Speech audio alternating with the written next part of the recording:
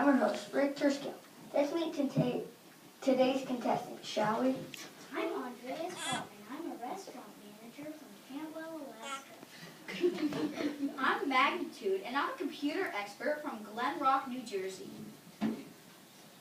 I'm Motion, and I'm a geologist at California State University. I'm Shay King, and I run a science camp in Twin Falls, Idaho. Okay, contestants, get ready for your first question. For 100 points, please hit your buzzers if you know the question to what is an earthquake? An earthquake is a shaking of the ground that can cause dishes to rattle, buildings to fall, and roads to crack and split apart. You're right. Our next question. For 100 points, what causes an earthquake? The earth is held up by 4 elephants that stand on the back of a turtle. What? The elephants stand on the turtle, and the turtle stands on top of a cobra, which isn't easy. Have you ever tried to stand and keep your balance on a snake? When any of the animals move, the earth shakes. That's not science, it's legend. It's a way people used to explain earthquakes long ago before scientists found out what really caused them. Man, I believed that all my life. What really does cause an earthquake then? Contestants, please tell me, what causes an earthquake? Inside the earth, there are huge slabs of rock called plates. Sometimes a plate slides out of place and suddenly pushes it against another plate. When this happens, pressure builds up and causes an explosion inside the earth. The explosion may cause the ground to shake and sometimes crack.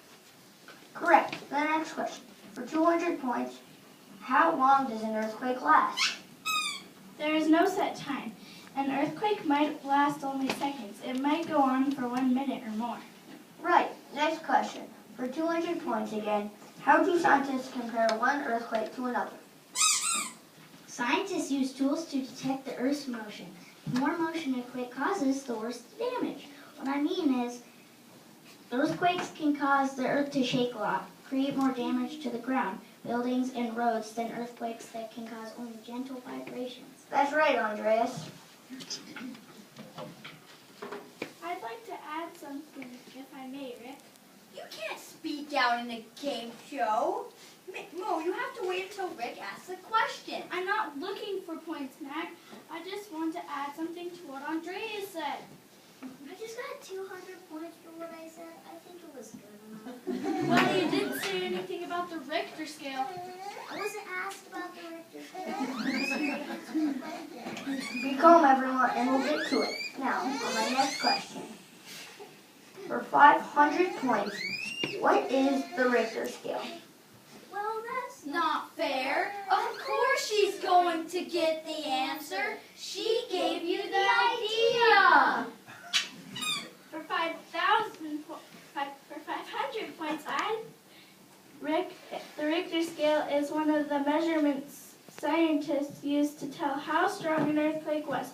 People won't even feel an earthquake that measures 2 or less on the Richter scale. An earthquake that measures 8 or higher, though, causes the ground to shake violently and crack apart, causing enormous damage. I'd like to add something. Let's say we talk about which earthquakes happen most often in a year. Ones you can feel or ones you can't feel. I don't see that in my questions, Shay. For 1,000 points, I say the earthquakes that happen most often are those you can't feel. The ones that score 2 or under on the Richter scale, more than 600,000 of these happen every year, while fewer than 20 earthquakes per year score 7 or higher on the Richter scale. Well, for 5,000 points, I'd like to add this. Can earthquakes be predicted or prevented? The answer is no. Scientists know what causes earthquakes, but they can't tell when one is coming or where it's going to be. For 10,000 points, I'd like to be more specific. Scientists or predict, but they can tell.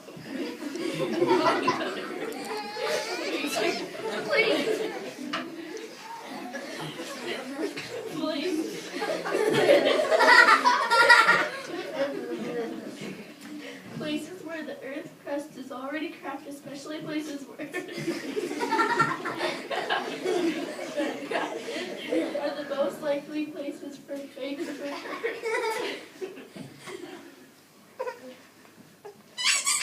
Contestants, to the home of yourself. This is a game show. I ask the questions, I award the points. I am the host.